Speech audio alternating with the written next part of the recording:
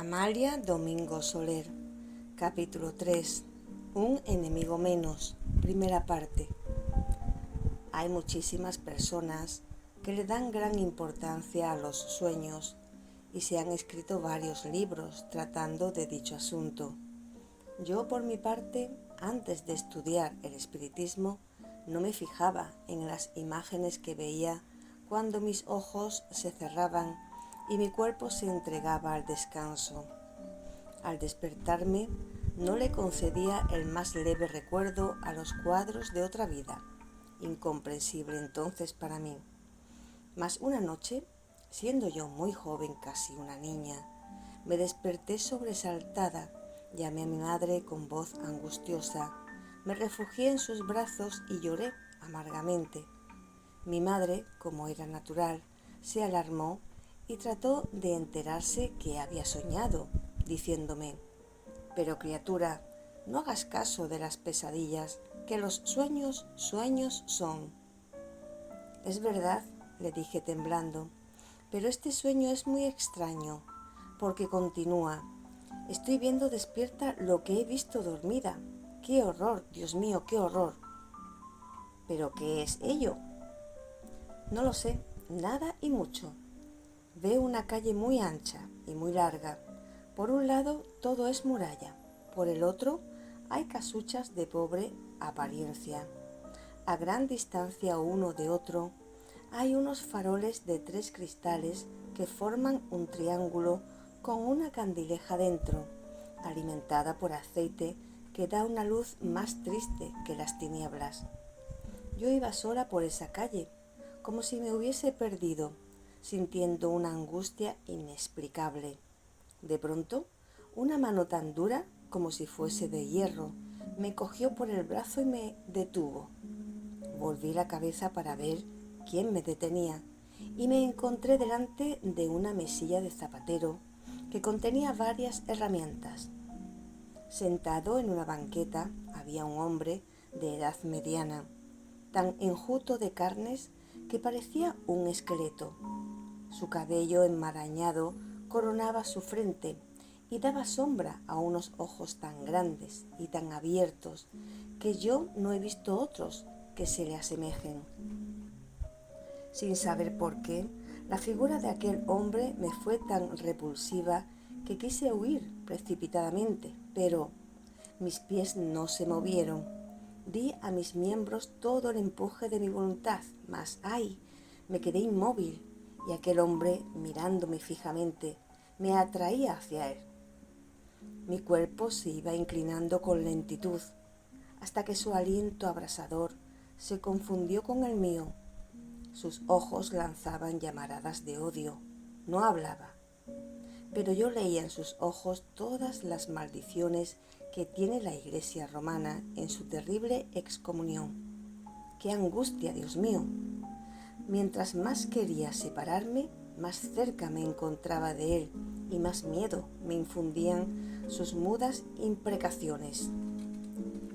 Comprendía mi tormento y se reía con una risa infernal, acercando su rostro más al mío.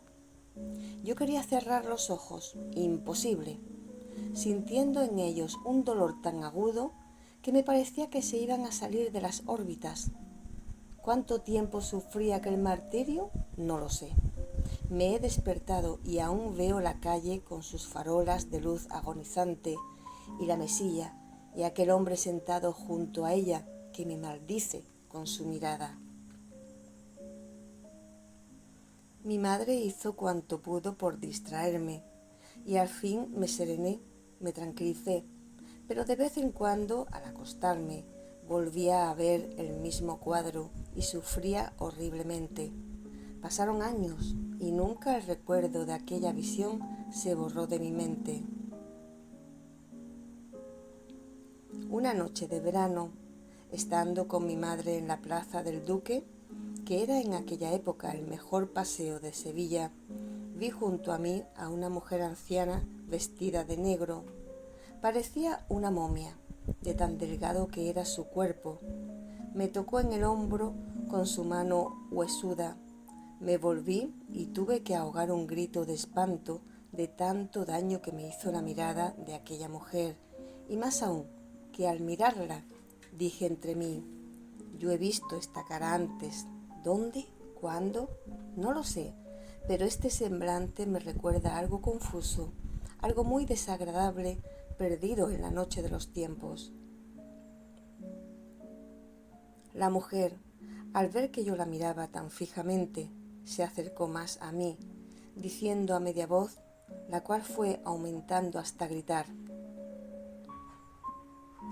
«Mírala, ya se la llevan, pero no la entierran como debían enterrarla. Le falta la corona de rosas blancas y campanillas azules, porque tú se la arrebataste, tú, y yo te quitaré la vida. A eso vengo, infame, miserable ladrón de honras». Y acompañando la acción a la palabra, extendió sus brazos como si tratara de estrangularme.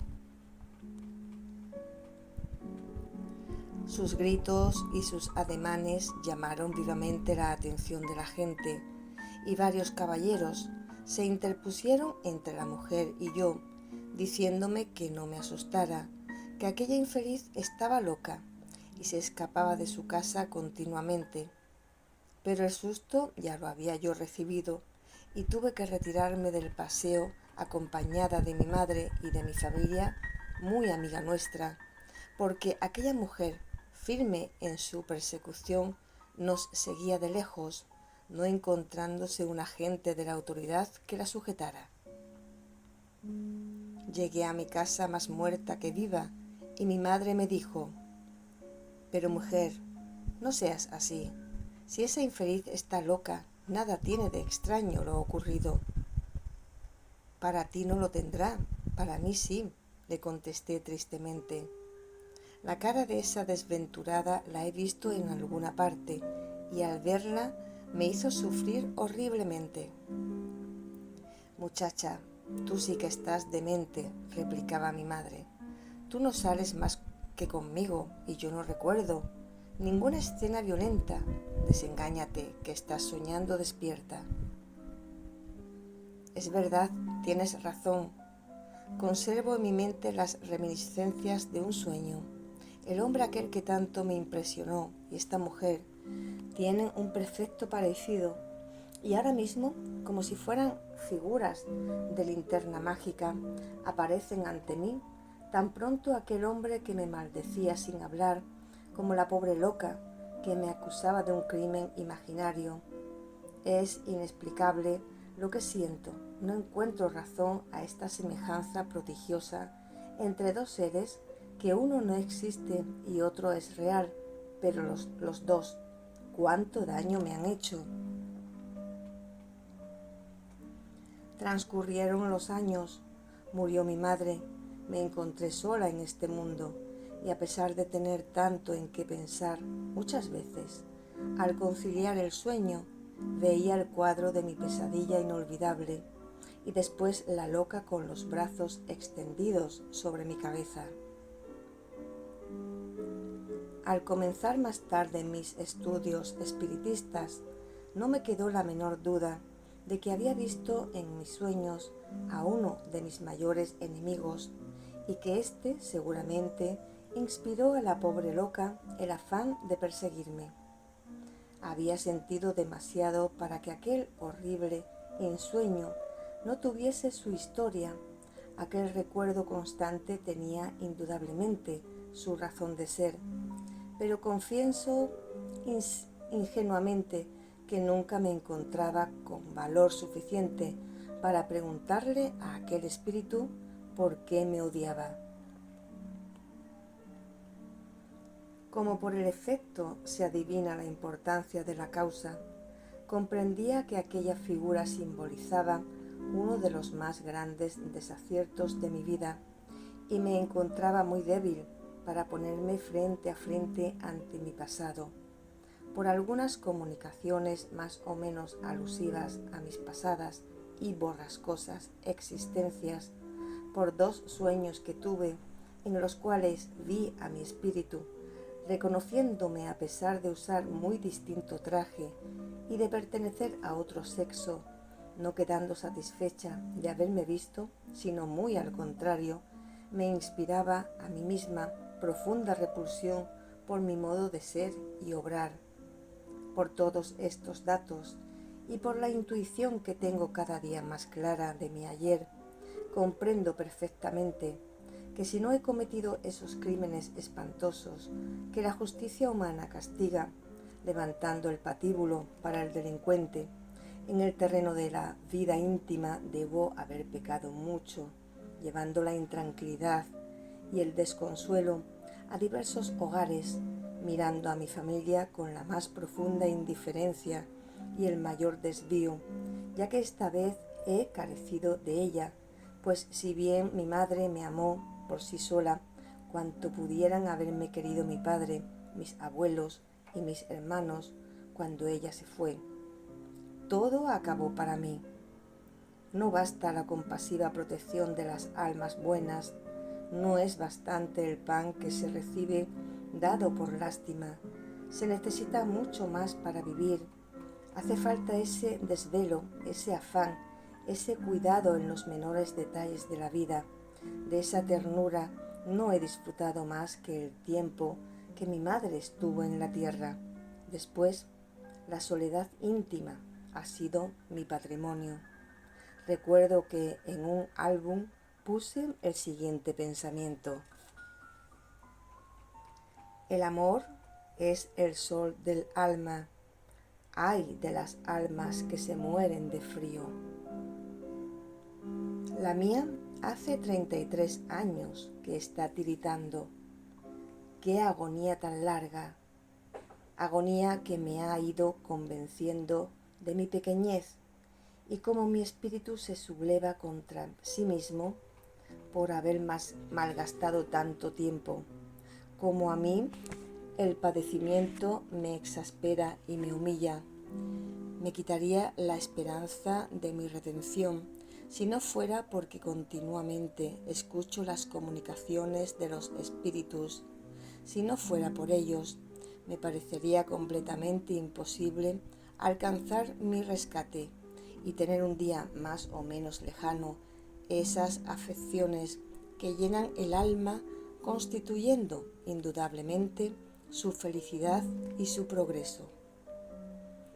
Así como los místicos de varias religiones, especialmente los de la religión católica, apostólica, romana, creen buenamente que mientras más plagas caen sobre ellos, son más gratos a los ojos de Dios.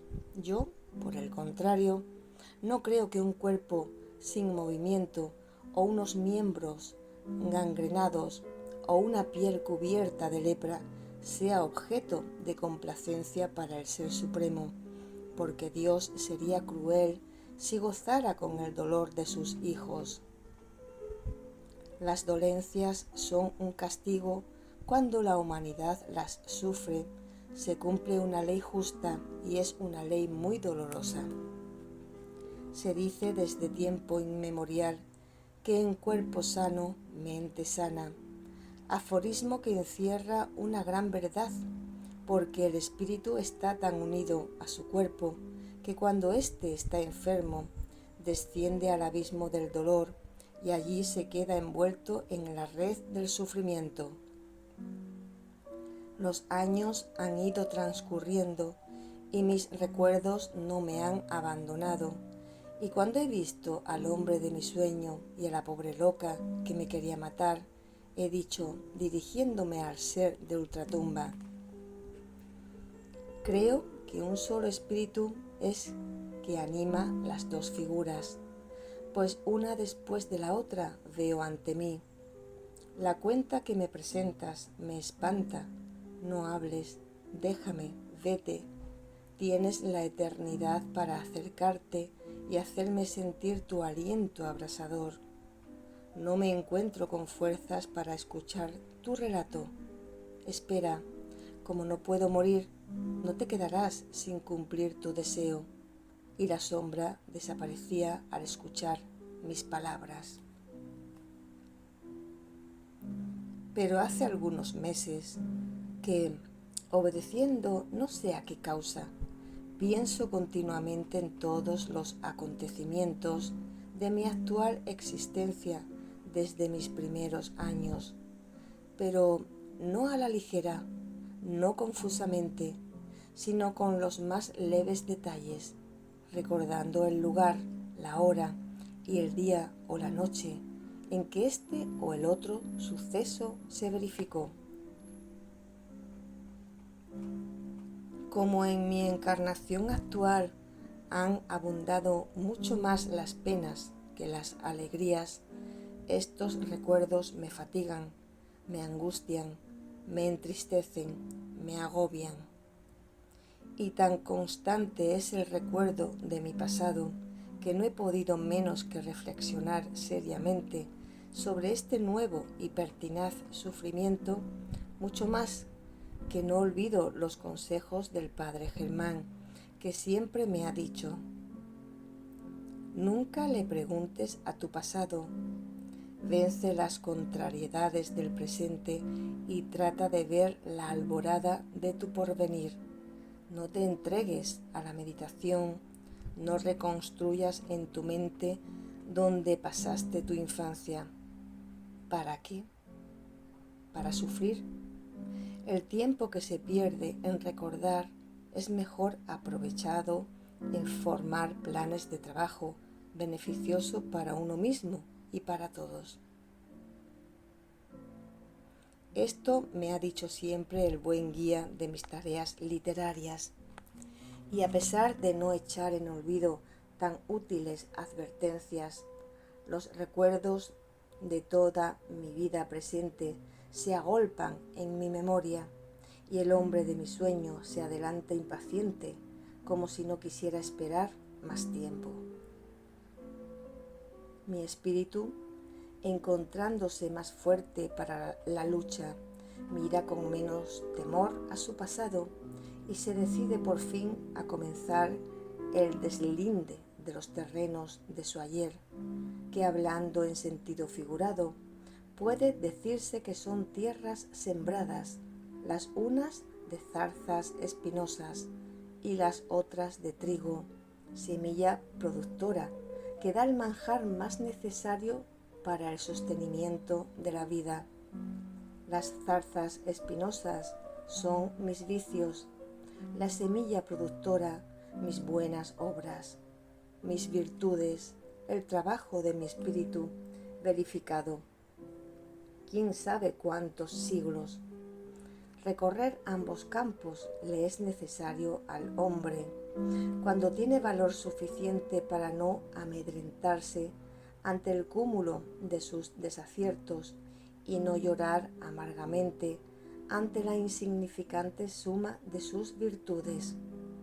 Es preciso, para hacer este examen de conciencia, tener el profundo convencimiento de que la esclavitud del alma dura todo el tiempo que duran los vicios y que no hay buena acción que no tenga su recompensa, que no hay santos que no hayan sido antes pecadores y que no hay criminal que no pueda ser mañana un modelo de virtudes.